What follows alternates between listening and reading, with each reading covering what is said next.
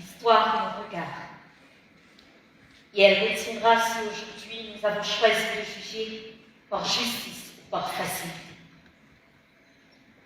Je suis Abigail Alexandra, avocate de la défense, et aujourd'hui, ma cliente fait face à une accusation extrêmement grave, créée par les hommes. De ce fait, accuser ma cliente de creuser les inégalités reviendrait à dire qu'elle aggrave tous les écarts existants. Je sais que vous avez entendu des rumeurs à propos de ma cliente, mais prenons un instant pour aller au-delà de ce que l'on croit savoir d'elle. On reproche souvent à l'intelligence artificielle de faire disparaître des emplois. Et pourtant, selon le World Economic Forum, les transformations technologiques dont ma cliente devraient créer 170 millions d'emplois d'ici 2000. Via des plateformes de recrutement comme HireVue, elle est aussi celle qui masque le genre pour ne laisser voir que le talent des candidats. Comme la révolution industrielle a créé les métiers des transports, des télécommunications, l'intelligence artificielle ouvre aujourd'hui de nouveaux horizons et parfois même, elle sauve des vies. Vous connaissiez l'histoire de Lorraine?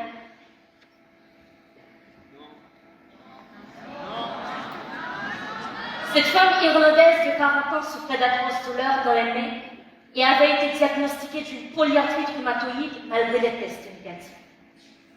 Son état empirant, elle décide de décrire ses symptômes à ChatGPT qui lui suggérera une autre piste. Et grâce à cela, de nouveaux examens ont finalement révélé 2 tumeurs cancéreuses, permettant ainsi un diagnostic précoce et offrant à cette mère la chance de voir grandir ses 2 enfants.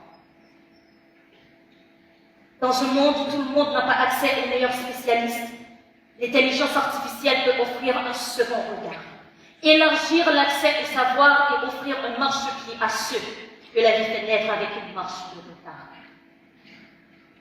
Si je vous dis tout ceci, c'est parce que des inégalités, j'en ai su. En août dernier, j'étais venue à Paris pour participer au quart de demi-finale d'Eloquentia International. Et quand j'ai appris ma qualification pour cette grande finale, j'ai ressenti une fierté indescriptible. Parce que dans un pays comme le mien qui traverse tant d'épreuves, une petite victoire peut devenir une grande première. Mais derrière toute cette histoire, cette si belle et grande expérience se cache une autre histoire. 6 septembre 2025. Jour du départ de la délégation d'Eloquentia Haïti. Ce jour-là, j'ai vécu l'une des plus grandes humiliations de toute ma vie. Devant une foule de voyageurs venus du monde entier, la compagnie aérienne nous a refusé l'embarquement. Pourquoi? Tenez-vous bien, parce que nous avons des passeports haïtiens. On nous informe que notre État par lequel nous devions transiter nous refuse le droit d'entrée parce que nous avons des passeports haïtiens. À ce moment-là, quelque chose s'était brisé en moi. Je me sentais triste, humiliée, déshonorée, la fierté d'il y a quelques jours transformée en pure déception. Et ce qui m'a fait le plus mal, c'était pas seulement ce rejet, c'était le silence de ceux qui regardaient sans comprendre. Ce jour-là, ce n'était pas l'intelligence artificielle qui nous a refusé le ciel. Ce n'était pas un algorithme qui avait jugé nos origines, c'était l'arbitraire humain. Cette injustice vieille comme le monde qui décide que certains valent plus que d'autres. Maintenant, j'aimerais savoir qui persiste à croire qu'une couleur de peau peut juger un être humain comme si la valeur d'une vie se mesure dans la paume d'une main. Est-ce l'intelligence artificielle qui laisse des enfants mourir de faim alors que d'autres accumulent des richesses qu'ils ne pourront dépenser même demain? Ben non. L'intelligence artificielle ne choisit pas qui n'est roi ou sans toi. Elle ne ressent rien, elle n'empire rien, elle ne reflète finalement que vos propres choix. Chère Julie, si c'est pour avoir aidé à sauver les vies, ma cliente plaide coupable. Chère assistance, si c'est pour avoir créé des métiers de demain, ma cliente plaide coupable. Mesdames, Messieurs, si c'est pour avoir donné une chance à ceux que la vie laisse derrière, alors oui, l'intelligence artificielle est coupable. Mais soyons honnêtes, les inégalités ne sont pas causées par rien, non. Elles portent nos traces, nos choix, nos combats. Pour une fois, regardons sans détour, nous et moi. Assumons ce reflet qui tremble face à soi, car ce miroir ne ment pas. Il renvoie nos lois, nos silences complices.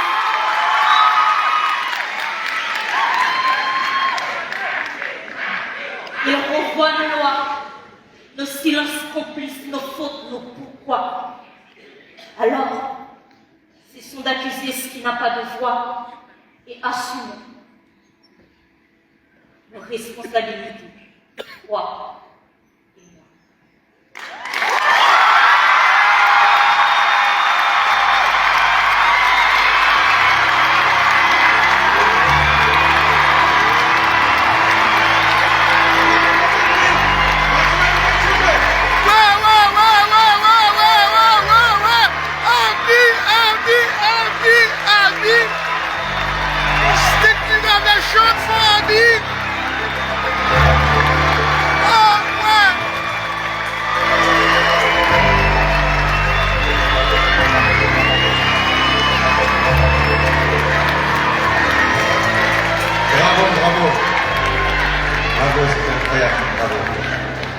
Alors tu sais Anna, tu as le choix.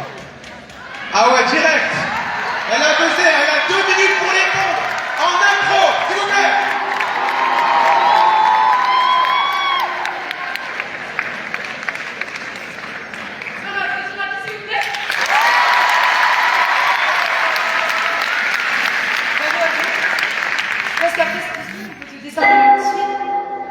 Je pense qu'après ce discours, donc, on peut te décerner le titre de capitaine et l'hypocrisie.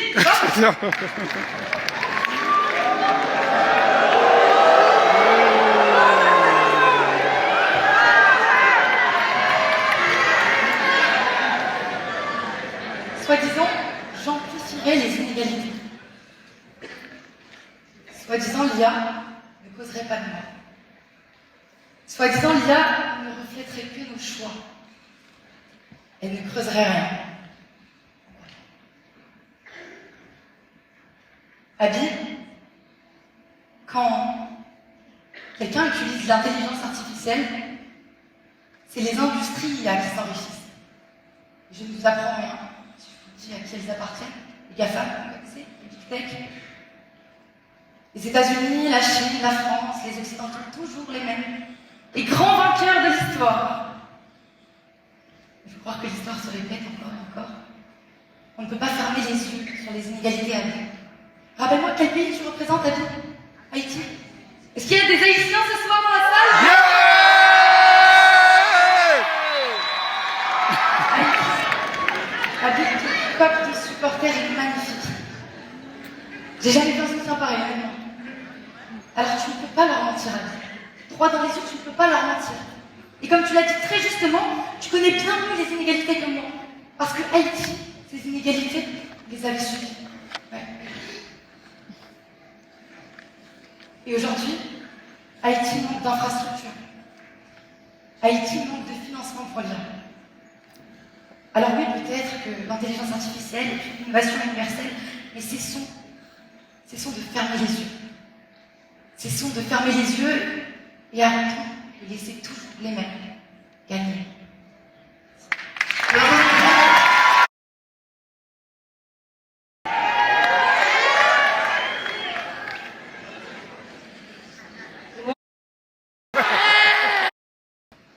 Elle n'exige ni diplôme ni ne sont pas pour condamner ceux qui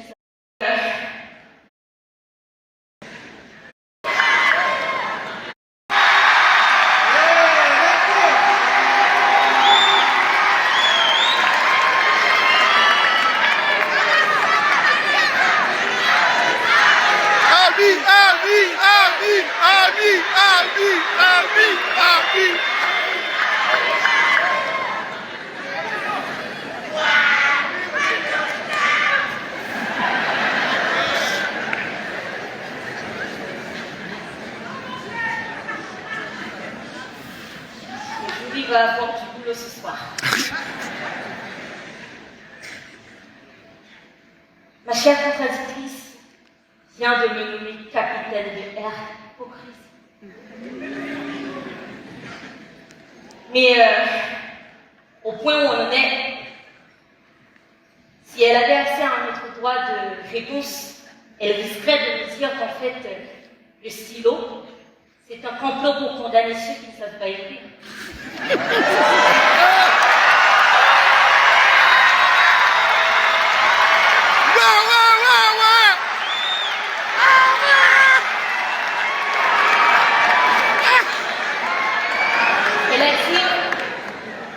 Elle a dit beaucoup de choses qui se résument en une seule phrase: les inégalités ne sont pas creusées par l'IA. Les inégalités sont creusées par l'IA. Mais ma chère Anna, tu sembles ne pas réaliser qu'en fait, l'intelligence artificielle, c'est la technologie la plus démocratique jamais créée.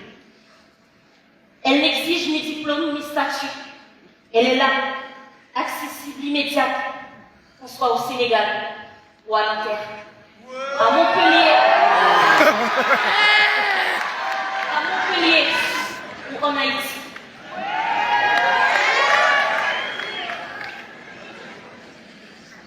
Moi, il y a quelque chose qui me bouleverse. Dans un monde où des écoles s'effondrent, mettant fin à des vies qui n'avaient même pas commencé, où des gens naissent condamnés avant même d'avoir commencé à rêver, on est là, à débattre autour de l'IA. Mais le temps, ce n'est pas de savoir si on oui à l'IA et si on non à lui-même ou pas, ou encore d'essayer de faire porter le poids de nos échecs à des machines. Le temps est à l'action, à l'éducation, à l'encadrement, à l'accès.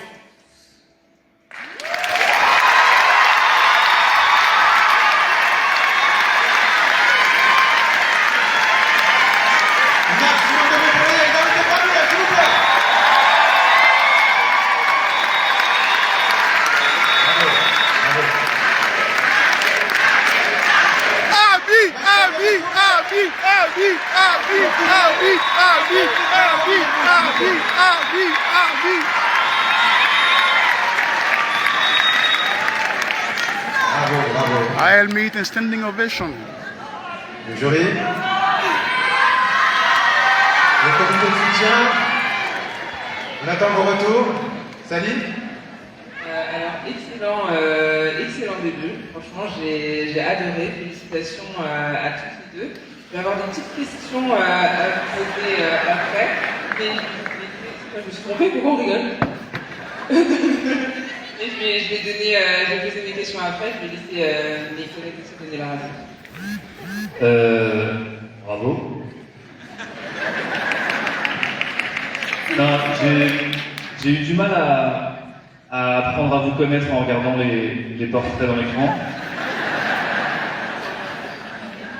Et en fait, je trouve ça pas plus mal, parce que du coup, je me suis pris un peu dans la figure et dans la gueule vos deux entrées. Anna, je t'ai vu très à l'aise, Abby, je t'ai vu très ému. Et c'était deux entrées différentes, ça a donné le ton de la soirée tout de suite. Et mention spéciale à la petite nouveauté, le droit de réponse. C'était ma partie préférée. Bravo Abby d'avoir rebondi sur ce que tu avais accusé Anna d'être. Et vous êtes super forte, c'était hyper agréable à regarder, bravo. Yes! Yes! Bravo. Vous avez suivi des discours engagés, n'est-ce pas, Lydia? Oui, bravo Anna d'avoir commencé dans ces conditions.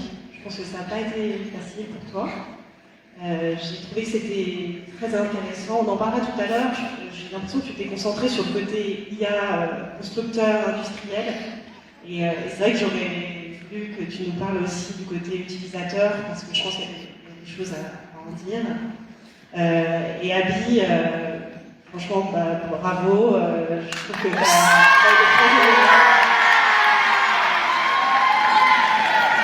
été très touchante. Justement, tu as rappelé, à juste titre, je crois, que les inégalités sont sont d'abord causées par les hommes et que l'IA est aussi le reflet d'une matière humaine. Mais vous avez toutes les deux de très très bons arguments et je suis curieuse de voir les autres parce que je pense qu'on pourra vous juger que voilà, les unes par rapport aux autres. Et puis la partie impro était très très intéressante. On a vu comment vous répondiez. Voilà, je trouve que Abby, tu as réussi à vraiment reprendre les codes d'Anna. Et Anna, tu l'as attaqué tout de suite, ce qui était une bonne idée. Donc voilà, bravo à toutes les deux.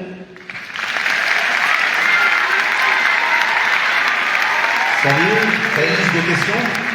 Alors, moi j'avais une question pour Abby et une question pour Anna.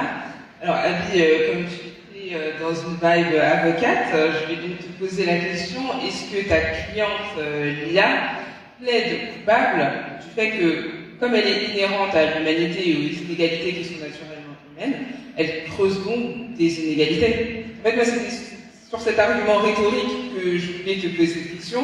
Si tu dis que l'IA est simplement le reflet de l'humanité, qui creuse des inégalités tous les jours. Dans ce cas, l'IA creuse des inégalités. Alors, Tu veux peser et répondre? T'as 2 minutes, ça laisse monter sur scène. merci Sally pour la question. Et ça me permet, au-delà du temps que j'avais, d'élargir un peu, d'éclaircir un peu. Alors, j'ai dit que l'intelligence artificielle, c'est le reflet de l'humanité. Quand tu te regardes dans un miroir, le miroir n'est pas toi. Il te renvoie ton image. Et donc,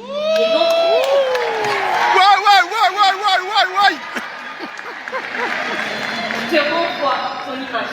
Et donc, l'intelligence artificielle, elle ne décide pas. Elle est là, c'est l'humanité qui l'a dit. Et donc, elle ne joue que le rôle de l'outil en tant que miroir. Et le reflet, c'est toi. Genre, il te renvoie ce que toi tu fais, mais il est pas toi. Et elle est là. Yes! Yes, yes, yes, yes! Un peu comme la politique, là, direct. Elle est très forte. Donc, on va dire que l'IA est irresponsable pénalement. Ok. Ah, voilà, elle est irresponsable. Franchement, félicitations. Ah ouais, elle est irresponsable. Ah oui. Ouais.